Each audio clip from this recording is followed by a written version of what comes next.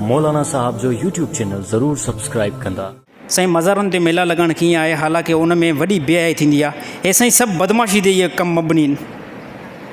हे जेके मेला अगरि कराइनि बि था न, मज़ारुनि ते जेके मेला कराइनि बि था, मां नोट कयां ॻाल्हि लाराईंदो मां पहिरियों बि कंहिंखां न आहियां।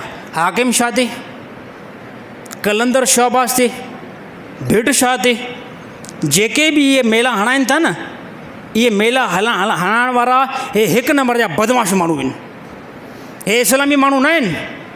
छा इन बेहया ऐं बेगरतनि खे इहा ख़बर नथी पए त इन ई जेको आहे मज़ार जे अंदरि जेको बुज़ुर्ग सुतल आहे, हिकिड़े पासे इहो सुतल आहे, ॿिए पासे मायुनि सां ज़िना बि थिए। ॻाल्हि आहे न आहे?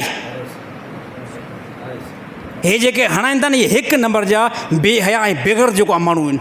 सूफ़ी बुज़ुर्ग जेके जंहिंजी इस्लाम में सिंध जे अंदरि वॾी हिस्ट्री आहे, त उन्हनि वॾो जेको आहे नालो कमायो, जंहिं अलाह सां जेको आहे माण्हू जो तालुक़ु बणायो। ख़ासि करे जंहिंमें कलंदर शहबाज़, अहिड़ी तरह सचल सहमर्स, हे तमामु वॾा सिंध जा बहितरीनु जेको आहे अदीब, अहिड़ी तरह सूफ़ी बुज़ुर्ग आहिनि। त उन्हनि जे मज़ारुनि ते जेके हे मेला लॻनि था न, मेलनि में थींदी आहे बदमाशी आहे। रनियूं हूंदियूं आहिनि, नचंदियूं आहिनि, इन खां बाद में बेहाई थींदी आहे। ॿियो कुझु बि अमल न आहे। ॿिया छॾे खां माण्हू ईंदा आहिनि। माण्हू जो कहिड़ो हाम फाटो आहे। हे माण्हू इन जे लाइ वेंदा आहिनि। जेके हणाइनि था हिकु नंबर जा बेहया इहे माण्हू आहिनि। ऐं पैसा कमाइण लाइ सभु कुझु कनि था। इन जो बाइकाट हुकूमत करे साईं, हुकूमत करे त अहिड़नि बुज़ुर्गनि जी मज़ारुनि जे मथां अहिड़ो बेहई वारो कमु थिए पियो। तव्हांखे छा ख़बर न आहे हाकिम छा केतिरो संगा परे आहे? सभु शदाद कोट जा बंदि आहियो।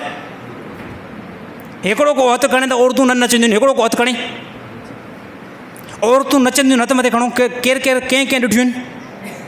यार सभिनी ॾिठुनि, छॾे कान नथा खणो, छो था लारायो?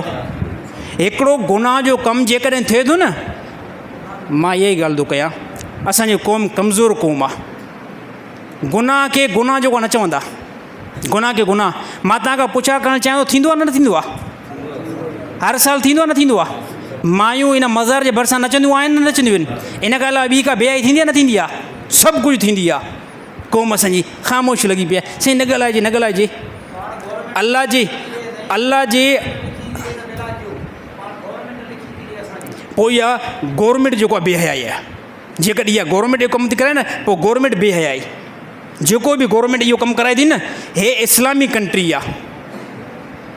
हे इस्लामी कंट्री आहे। अगरि इस्लामी कंट्री जे अंदरि कानून चवे थो इहो वञी करे कमु कयो न, अहिड़े कानून खे मां पहिरियों ॻाल्हि कई हुयमि न, अहिड़े बेहयाई वारे कानून खे जेको क़ुर जे टकर में अचे न, जूते जे नोक ते उनखे असां रखंदासीं। हे बेहयाई न, बेहयाई जो तमामु मुस्लमान जेको आहे बाइकाट कनि। साईं ॿियूं पर्चियूं काॾे मार्केट में छा थी वियूं छा?